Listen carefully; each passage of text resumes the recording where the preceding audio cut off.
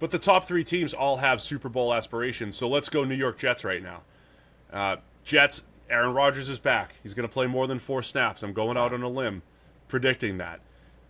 See what happens. But yeah, Aaron Rodgers, it's his 40-year-old season. The Jets they've stocked up on the offensive line. Last year at this time, it was like, hey, it's Rodgers. He's got some guys to throw to. The defense is good, but the offensive line isn't going to hold up. And we didn't really get to see how the offensive line would hold up with Rodgers, but we know they weren't good. They shored that up on paper this offseason. So the Jets look like a team, right, that's ready to make a Super Bowl run if Aaron Rodgers is close to what he was the last time we saw him in 2022, but especially if we see him the way he was in 20 and 21 when he won MVPs. Yeah, like I feel like the analysis around the Jets is very different this offseason than it was a year ago. It's like last season, because it went so badly, it's conditioned how everybody's talking about this season. But reality, I feel like we just had to defer the excitement for last season to this year. Like Rodgers went down after 4 snaps. You know, all the hype, that opening game with him running out the American flag, like the under the bright lights, like the whole thing, it was like an off season of, hey, this is going to be amazing. And then boom, 4 snaps in, Achilles done, back to the same old Jets. But because that happened, it's like, well, the Jets never get nice things. It's not even like we learned the lesson. Let's not fall for it again. But I don't see a reason why that can't be the reality this time, where Rodgers does come back healthy. Okay, he's still over 40 coming off an Achilles, so it's a question mark. But the Rodgers to Garrett Wilson excitement we had a year ago should still be there. It should still be real. They added weaponry as well. You bring in a Mike Williams who is a buy low proposition. Like last season, he missed by far the most he's missed. Like usually he plays through injuries and is still kind of effective. So I think people are overly critical about what he's going to bring to the table. They upgraded the offensive line, which was the biggest concern about last year's roster. And the defense is still nasty, even with, you know, the little sort of the change up front, departures, the Hassan Reddick mess. Like, that's not great. That's not helping the vibes. But I feel overall like we're being way too critical on the Jets. And like the overall zeitgeist is the Jets are just the same Jets, right? You never get nice things. You know, you had your one with Namath and his guarantee, but you're never getting it again. I don't think that that's necessarily true. Rodgers turns this team into a contender, and if he's healthy, they are contenders. Where are you getting all those vibes? I think there's plenty of hype here for the Jets. I mean, I think if they all stay healthy on the offensive side of the ball, it's a big if because they brought in some injury-prone players, but I think Garrett Wilson's ready to really become a star. He's already looked like a star, catching passes from Zach Wilson and friends over the last couple of years. Those numbers should go way up with Rodgers. Mike Williams looks like an awesome fit as a big-bodied receiver who's not great at separating, but Rodgers always has a nice back shoulder guy to throw to. That's a good fit. Alan Lazard's going to catch some slants, right? That's what he does. He's going to catch slants from Aaron Rodgers only, right? So you've got, the slant guy, and they traded up to get Malachi Corley to add a yak type of threat to this offense. You give him the gimmick stuff, right? He's this kind of like a running back in a wide receiver body type of style. And, a couple, Tyler Conklin can do some damage at tight end. Like, they've got the pass catchers. If they all stay healthy, it's a good mix of pass catchers. You got your basketball team there. And then the offensive line, the tackle situation was horrendous last year. You have Tyron Smith coming in, who was very good last year, by the way. We've always talked about his injuries, but when he was playing last year, was excellent. And the great Morgan Moses, at right tackle, very durable, returning to the Jets, still a good run blocker, efficient in pass protection. Elijah Vera Tucker coming back off of injury, looking like he was on his way to become one of the better guards in the NFL. I mean, I think 3/5 of that line looks very good, and the other two pieces are potentially solid. So that actually adds up, when healthy, to one of the better offensive lines in the NFL. You couldn't say that about the Jets these last few years. No, and it's certainly a real needle mover that they've changed what looks like a glaring weakness, or looked like a glaring weakness heading into last season, into a group that minimum should not be a weakness, right? The offensive line for the Jets should be fine this year and could be significantly better than that. Again, I think everything is setting up for, if Rodgers, forget coming back 100%, if Rodgers comes back 75% of what he's been capable of the last few years, the Jets are still a contending team. You still have to keep an eye on the 40-year-old stuff, right? I mean, it just sometimes it hits the skill set. Sometimes it hits, I thought, with Breeze, and then, at times with Brady, it just hit, are you seeing it a little bit slower? Are you maybe not as quick twitch as you were just maneuvering the pocket? Like, there's a few of those things you have to keep an eye on. It's not as night and day as, like, Peyton Manning goes from a decent NFL arm to, like, literally throwing, end over end punts, right? He's throwing ducks his last year. That's not what the drop-off always looks like. But you have to keep an eye on that. The first time Rodgers tries to escape the pocket, does he look like Russ the last couple of years, where it's like, oh, Russ used to get out, but he can't? I would just keep an eye on that type of stuff for Rodgers this year.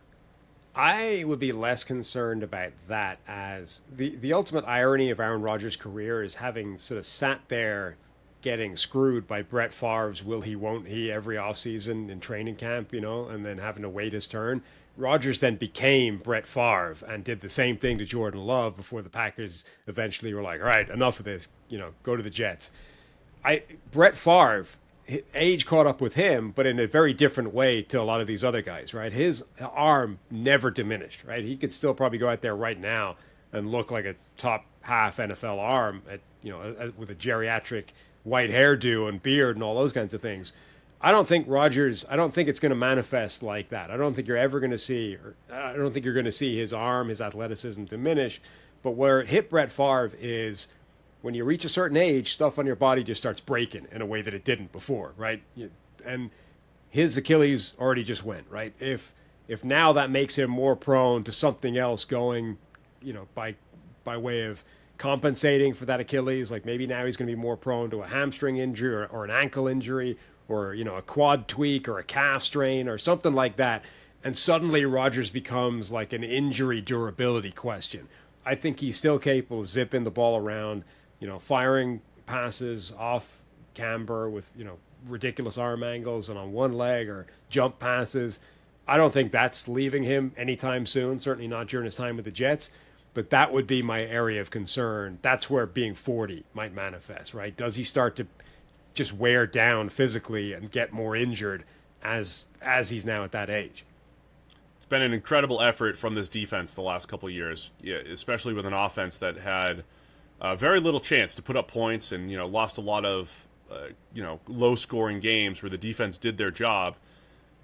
Can they keep that up? The Hassan Reddick drama potentially takes away some of their depth, right? If they just had Bryce Huff back, or they had Reddick on the field, and they still had Will McDonald, the guy that you would peg to probably replace a lot of that production, whether it's from Bryce Huff or Reddick. That depth up front might take a hit here, depending on how the Reddick situation actually plays out. But do they have enough rushing the passer? And then secondary-wise, is it the best trio of corners when you look at Sauce Gardner, who I think is the best corner in the NFL? DJ Reed is as good of a number 2 as you get. Michael Carter II played pretty well in the slot last year. They've got a lot of pieces in the back end, once again, to have one of the better defenses in the league. Yeah, like the Jets' defensive front had become a very Philadelphia-like in terms of so deep. Not just the starting 4, but they had a lot of guys off the bench that could come in. Bryce Huff was a situational guy who couldn't really find an every down role on the field, but what was part of that depth, that rotation that could really affect the quarterback, even 6-7 guys deep. They don't have that anymore. They should still have some real teeth up front. Quinnen Williams is still there. He's a dominant interior presence. Jermaine Johnson, I think, is going to take a step forward this year and be a really good player on the edge. Will McDonald is a little bit unknown. He's got burst. He's got the ability to rush the passer. They're kind of continually pointing out that he needs to bulk up and be able to defend the run, and he doesn't look like he has that yet. But if they don't have Hassan Reddick, and this I think does change if they get him back, but that's becoming harder and harder to do as this becomes more and more entrenched and the fines go higher and higher. If they can get Hassan Reddick on the field regularly this season, cool. If they don't, though, it isn't as deep as it used to be. You've got Quinnen Williams, Jermaine Johnson, whatever you get out of McDonald, that's kind of it. Javon Kinlaw had the best season of his career a year ago, but it still wasn't great. Solomon Thomas has never really been the high draft pick that he was supposed to be. Like, they just don't have the depth that they had the last year or two. And some of those teams you mentioned, Eagles depth or the Niners depth when we talked about the NFC West, the best defensive lines they get players plucked from them, or you have to rely on young players to step up. This does happen with the better defensive lines. It's just the Jets have to go through it this year, and it just adds, I think, a little bit more of a question than maybe they had last year when they were rolling deep, and a guy like Will McDonald wasn't even needed as a rookie, even though maybe he could have contributed as just a pure pass rush presence. So let's talk best case scenario. We've said for these first two teams, Bills and Dolphins, they can make the Super Bowl run. What does that look like for the Jets? Are they capable as well? Yeah, healthy Aaron Rodgers looks something like his best play. Absolutely cooks with Garrett Wilson. The offensive line looks good. Breece Hall has a dominant year.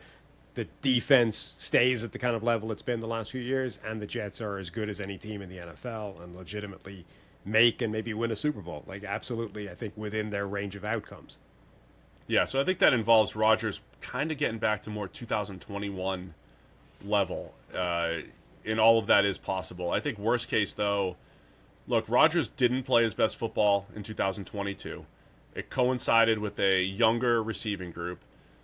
We know how much he likes to run his offense and everything. Is he still going to have full control? And if things go south, or if he doesn't have the best chemistry with like a Mike Williams or whatever it might be, does everything kind of snowball from there? And then I think, again, it's easy to just say injuries are the worst case scenario for every team. However, with the Jets in particular, you opted into Mike Williams, who gets injured. You opted into Tyron Smith, who has had his injury issues, and you opted into Aaron Rodgers, who's now 40. So that has to be part of the worst case scenario. Is this offense deals with similar injuries as last year because of the way they've built this team. Yeah, I mean, the worst case scenario, we saw it last year, right? Our old man Rodgers gets busted, and that's the season up in smoke immediately. Now, maybe it lasts longer than 4 snaps, but ultimately, the worst case scenario for the Jets does involve Aaron Rodgers not staying healthy. And yeah, it's an easy cop-out to say injuries ruin any team, but the guy's 40 years old coming off an Achilles. That's one of the single biggest variables for this team heading into the year. If Rodgers gets hurt, if it happens again, or something else happens to him, based off the fact that he's coming off an Achilles at 40, if he's simply not the player that they're banking on, that's how things unravel, and they're the team they were a year ago. I want to add one more piece to the best case scenario. The way the Jets, a lot of buzz for Braylon Allen, who's going to be more of a backup running back, big bodied running back, but Breece Hall coming back with his explosiveness. Rodgers, when he had Aaron Jones, they were never a run-first team in Green Bay because, again, Rodgers likes to do a lot at the line of scrimmage. He likes to check to passes. The short area pass game, the quick game is a big part of Rodgers' game. But he'll have a potentially explosive run game to pair with that receiving group. So, again, the Jets have all the answers, I think, on the roster, on paper, to make that Super Bowl run. Worst case, as I mentioned, I think it's injury based. How about key position, key player? What are you looking for here for the Jets that we really need to keep an eye on? I mean, I think it's that edge rusher spot now that they have got some concerns there, some question marks that weren't there the last couple of years. Does Jermaine Johnson kick on and really take a step forward and become a dominant player? Can Will McDonald step into a Bryce Huff type of role, a situational type of role, and be a real impact pass rusher, even if he doesn't play that much on rundowns? And do they have a real difference maker there? Obviously, Quinnen Williams should remain a real difference maker on the inside. I don't know anymore yet until we see it whether they have that true difference maker on the outside. Yeah, I'm just going to go offensive line here because I think they've made all the right moves. I think if you were drawing up, you're sitting there in early March before free agency hits, and you say, okay, if the Jets add Tyron Smith and they trade for Morgan Moses, and they get some of these pieces back, is that enough? Yeah, I think they made the right moves. I'll be keeping an eye on, though, if Tyron Smith's getting older, Morgan Moses getting older. Will they keep up, to their standard? Will they stay healthy? And if the line falls apart, there's a chance the quarterback play also falls apart with Aaron Rodgers. So had to go out of order there to get the Jets in there because those top 3 teams, Bills, Dolphins, Jets, I think last year we expected it to be extremely competitive with that top 3. Once the Jets fell out of the running 4 snaps into the season, it became Bills versus Dolphins, and that came right down to Week 18. So I'm expecting some of that from those top three teams in the AFC East. We'll sort them out again at the end.